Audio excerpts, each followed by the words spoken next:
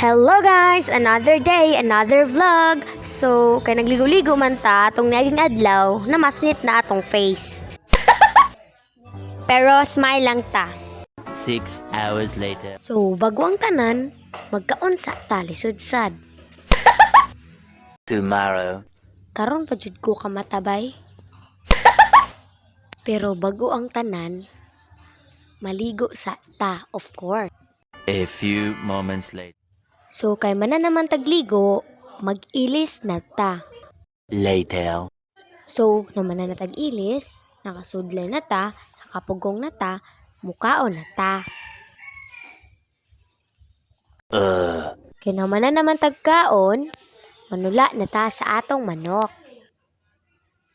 Adto na ta, o gawas, gisot na to niya atong sinilas na hinulman. Giduol din ako niyang manok dire kay gigutom na jud ni siya. Alam ko what if ba? What if ihawon ko na siya? Char si first A few moments later. naghuwa na di kog para tula sa manok kay social ba na imong manok. 2 hours later. Diri na times ako na nagipatula among manok. Kani day na manok is ginatawag na bantam. Tama ba?